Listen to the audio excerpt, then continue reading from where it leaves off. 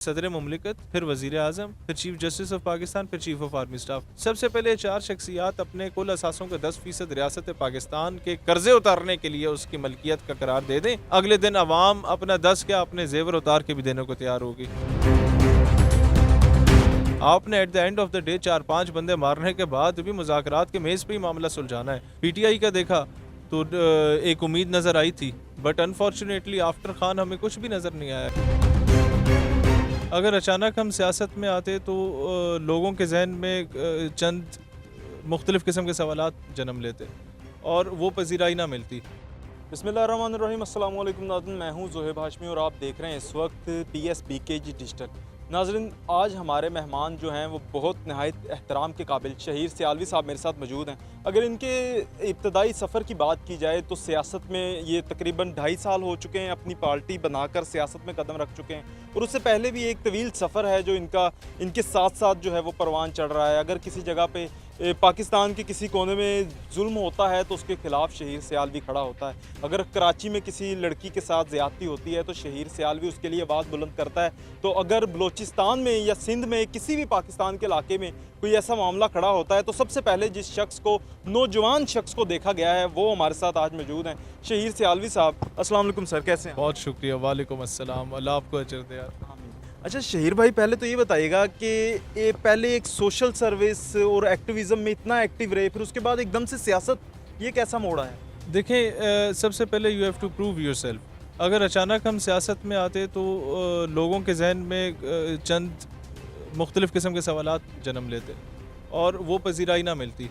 सबसे पहले आपको अपनी ग्रास रूट लेवल से स्टार्ट करना होता है और हम लोगों ने कॉलेजेस से, स्कूल से, यूनिवर्सिटीज़ से, फिर मदरसों, दरबारों, मस्जिदों, यहाँ से स्टार्ट किया, मदरसों से, और फिर तमाम मकातब फ़िक्र को ऑन बोर्ड लिया और उन्हें एक चीज़ का बताया कि यार अब तो हम मारे जा रहे हैं, तकसीम होए जा रहे हैं, हमारा बयानिया छिन गया, हमारा नज़रिया छिन गया, हमारे मुल्क फॉर सेल हो चुका। तो अब इसके लिए प्रैक्टिकली क्या करना चाहिए?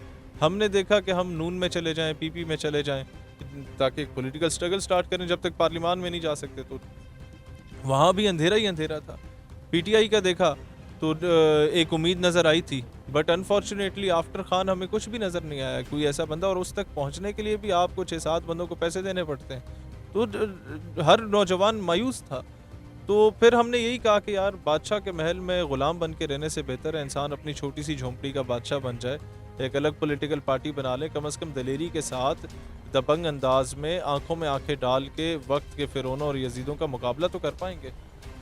किस तरह से खुद कफील हुआ जा सकता है? जी देखें, हमारा अदलिया का अगर निज़ाम है, किसी भी मुल्क में जस्टिस सिस्टम जो होता है वो सबसे अहमियत रखता है। हमारा जस्टिस सिस्टम ही हमारा अपना बनाया हुआ नहीं है।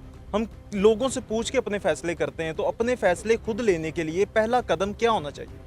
देखें, अपने फ़ैसले ख़ुद लेने के लिए हमें एक तवील जदोजहद है।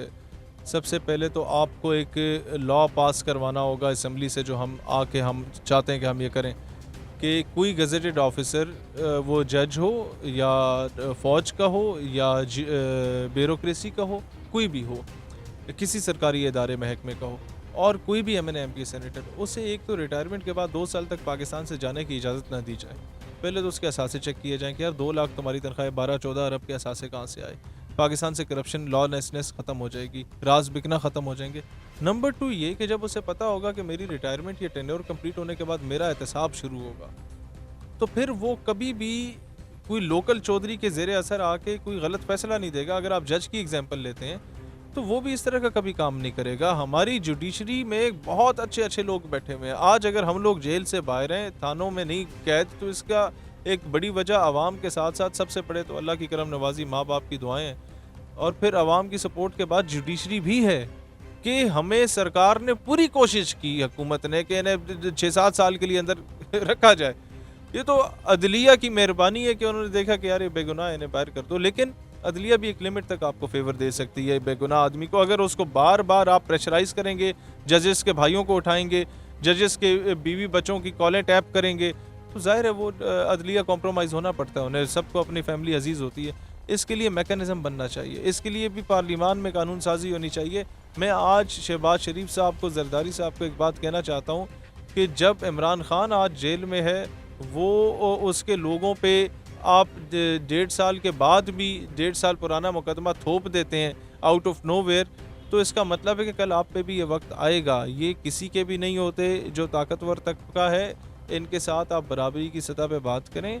और मैं पीटीआई से भी कहता हूँ कि ट्रंप साहब को अबा बनाने से बेहतर है कि वो आके खान को रिहा करवाएगा। आप खान का बयानिया मार रहे हैं, आप लोग आपस में बैठें। कल जो ये पेशरफ्त हुई है, एयाज सादिक के साथ ये बैठे हैं पीटीआई की लीडरशिप, मैं समझता हूँ ये एक मुस्बत इक़दाम है। इस पर तनकीद तो होगी, लेकिन मैं समझता हूँ कि किसी और की ग़ुलामी करने से बेहतर है कि आपस में सियासतदान बैठें। इख्तलाफात होते हैं, लेकिन जॉन एलिया ने बड़ी अच्छी बात की थी कि आओ कि इख्तलाफ राय पे इत्तेफाक करें। आपने at the end of the day 4-5 बंदे मारने के बाद भी मुज़ाकरात के मेज़ पे ही मामला सुलझाना है, तो क्यों बंदे मारने के बाद ये काम करें? अच्छा शहीर भाई, ये बताइएगा कि पीपल्स पार्टी आई रोटी कपड़ा मकान का नारा लेकर, नून लीग आई अपने डेवलपमेंट के नारे लेकर, तहरीक इंसाफ आई अपने इंसाफ के नारे लेकर, पीएनपी क्या मुख्तलिफ करेगी अगर इन केस हुकूमत में? हम इन सारे नारों को इम्प्लीमेंट करेंगे इंशाल्लाह। मतलब आज तक किसी ने इम्प्लीमेंट नहीं किया ना, मुझे ये पता है रोटी कपड़ा मकान किसको मिला आज तक? सिंध में वो ही नहीं पूरा हो पा। नहीं हो रहा, बिल्कुल नहीं हो रहा। बेचारे झुग्गियों में रह रहे हैं वहाँ हमारे लोग, और उन बेचारों को पता ही नहीं है। उनको आज भी ख्वाब में भुट्टो आता है। कई लोगों को वो कहते हैं कि अगर इनको वोट नहीं देंगे तो शायद हम जहन्नम में चले जाएं। वहाँ लोकल छोटे छोटे पीर हर गाँव के इन्होंने खरीदे हुए, जिनके दरबारों के जाके ये सजदे करेंगे और पीर कहेगा कि जब भुट्टो को वोट दोगे सवाब मिलेगा। तो अवाम को गुलाम बना के रखा हुआ है। और ये पूरे जनूबी पंजाब में जाए, वहाँ वडेरों ने ये किया हुआ है। बलूचिस्तान में जाए, वहाँ वडेरा शाही ने ये किया हुआ है। और वो वडेरे भी तो वडेरे नहीं है ना, वो इनसे बड़े गुलाम हैं। कि आप उन वडेरों की ग़ुलामी देखें कि नवाज शरीफ जब इस इलेक्शन से 2 महीने पहले बलूचिस्तान गया, तो बलूचिस्तान के सारे बड़े बड़े नवाबों वडेरों ने अपनी दस्तारें उतारी, नवाज शरीफ को दी कि सर आप पहने। अब मीर चाकर खान रिंद जैसी अजीम दबंग शख्सियत जिस दस्तार को पहनती थी, वो दस्तार इन्होंने पेश की मियाँ नवाज शरीफ साहब को। मियाँ साहब ने कहा नहीं, अब मैं पगड़ियाँ नहीं पहनता। आपने उसको, उसके बावजूद उसने आपकी दस्तार की तौहीन की। आप नहीं गए, आपने ये नहीं कहा कि मियाँ साहब दफ़ा हो जाओ वापस जहाँ से आए हो, आइंदा पंजाब से इधर नहीं आना।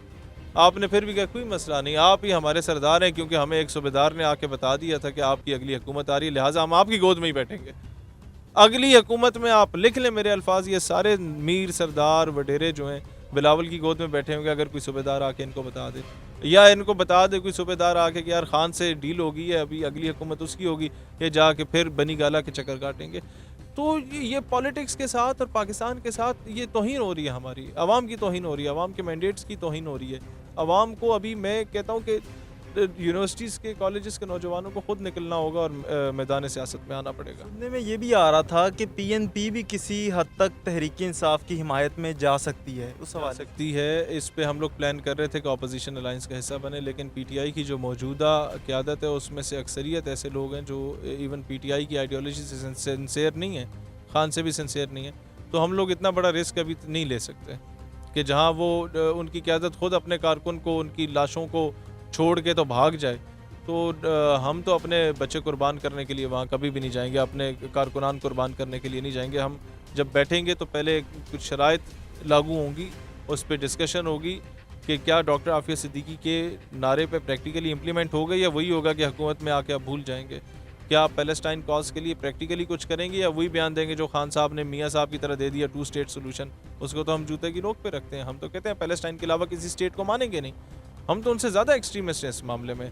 तो ये 6-7 पॉइंट्स पे अगर वो हमारे साथ बैठेंगे तो फिर वो देखेंगे कि उनसे पहले गोली हम पे चलेगी। अच्छा, आखिर में सिर्फ कुछ सवालों में यही आपसे पूछूंगा कि पाकिस्तान के हालात किस तरह से बेहतरी की तरफ जा सकते हैं? देखिए, पाकिस्तान के हालात बेहतर करने के लिए सबसे पहले तो 10 करोड़ से ज़ायद असासा रखने वाले लोगों का 10% जो है वो रियासत पाकिस्तान की मलकियत करार देना चाहिए वंस फॉर ऑल। और ये काम जर्मनी में हुआ था कि 1/4 of the property belongs to state, 25% उन्होंने किया। हमने कहा जी जो 10 करोड़ से ज़्यादा असासे वाले हैं उनका 10% रियासत को दे दो। अब उसका आप एग्जांपल लगाएं इस्लामाबाद का। इस्लामाबाद में बैरिया टाउन है, उसके 9 फेज़ हैं, हर फेज़ में 8-10 सेक्टर हैं, हर सेक्टर में सैकड़ों हज़ारों घर हैं, और हर घर की रेट यही है। DHA का भी यही हाल है। गौरी टाउन है, ब्लू वर्ल्ड सिटी है, फलानी सिटी, ढमकानी सिटी, फिर वो सरकारी वज़ीरों की अलग सोसाइटी, कोई 35-36 सोसाइटीज़ हैं जिसमें लाखों घर हैं, और हर घर की यही मालियत है। और पिंडी जो है वो पाकिस्तान के 144 ज़िलों में से एक ज़िला है। तो आप खुद अंदाज़ा लगा लें। अब मैंने इस्लामाबाद के पोश इलाकों के नाम नहीं लिए, हर सेक्टर में हर दूसरा घर इतने मालियत का, इससे डबल मालियत का। लेकिन ये इम्प्लीमेंट नहीं होगा क्योंकि आवाम ट्रस्ट नहीं करती। आवाम तो 10 रुपए का मैसेज भी नहीं करती डैम फंड के लिए। इसको किस तरीके से इम्प्लीमेंट करना है? इस करारदाद के मतन में होगा कि सबसे पहले सदर मुमलिकत, फिर वज़ीर आज़म, फिर चीफ जस्टिस ऑफ पाकिस्तान, फिर चीफ ऑफ आर्मी स्टाफ, सबसे पहले 4 शख्सियात अपने कुल असासों के 10% रियासत पाकिस्तान के कर्जे उतारने के लिए उसकी मलकियत का करार दे दें। अगले दिन अवाम अपना 10 क्या अपने जेवर उतार के भी देने को तैयार होगी और पाकिस्तान अपने फैसले खुद करेगा, क्योंकि पाकिस्तान किसी का मकरूज नहीं होगा। पाकिस्तान के ऊपर IMF, वर्ल्ड बैंक या FATF की तलवार नहीं लटक रही होगी। पाकिस्तान का कर्जा किस तरह से ये सबसे बेहतरीन मॉडल है। अगर आप शॉर्ट टर्म चलना चाहते हैं, लॉन्ग टर्म चलना चाहते हैं, पाकिस्तान में हम लोग 1 सिम प्रोग्राम लाना चाहते हैं, 1 इंटरनेट प्रोग्राम लाना चाहते हैं। सिर्फ वही सिम कार्ड पाकिस्तान में चलेगा जो रियासत पाकिस्तान खुद ऑन करेगी। सिर्फ वही इंटरनेट पाकिस्तान में चलेगा जो कि रियासत पाकिस्तान खुद ऑन करेगी या रियासत पाकिस्तान का कोई बाशिंदा ऑन करेगा। रोज़ाना का 16-17 अरब रुपया इंटरनेट और मोबाइल कार्ड्स की मद में मुल्क से बाहर जा रहा है, वो पाकिस्तान के अंदर रहेगा, यहीं सर्कुलेट होगा और वो साल का पता नहीं कितने खरब डॉलर बन जाता है। इसी तरीके से ईरान से हम लोग तेल लेंगे, ईरान से डीज़ल लेंगे, ईरान से गैस लेंगे, अफ़गानिस्तान से तजारत करेंगे, अपने पड़ोसी ममालिक के साथ अच्छे ताल्लुकात करेंगे और CPEC के रूट पे जो आपका जितने कंटेनर्स चलते हैं मिडल ईस्ट और सेंट्रल एशिया में जाते हैं, हम उनसे कहेंगे कि हमें आपसे कुछ भी नहीं चाहिए, इस कंटेनर में कोई हमें आपसे पैसा भी नहीं चाहिए, सड़कें आप नहीं बना सकते, हम खुद बना के देंगे। हमें इसमें से 20% सिर्फ कंटेनर के अंदर का हिस्सा चाहिए जिसमें मेड इन पाकिस्तान गुड्स होंगे, कि मेड इन पाकिस्तान प्रोडक्ट दुनिया में जाए, आपकी मईशत बेहतर हो सकती है। नौजवानों के लिए आखिर में क्या पैगाम देना चाहें? देखिए, नौजवानों को मैं सिर्फ ये कहना चाहता हूँ, औरत मार्च के फहश नारे हों, मेरा जिस्म मेरी मर्ज़ी के, हम जिन्स परस्ती की तंजीमें हों, उन सब पे जब पाबंदी लगवाने की बात आती है हम अकेले खड़े होते हैं। हॉलैंड, फ्रांस में गुस्ताखाना खाके शाया होते हैं या टेरी जॉन्स अमेरिका में शाया करते हैं 2012 में, तो सबसे पहले मैदान में हम लोग निकलते हैं और पूरे पाकिस्तान की जमातों को, सियासी मजहबी को जगाते हैं।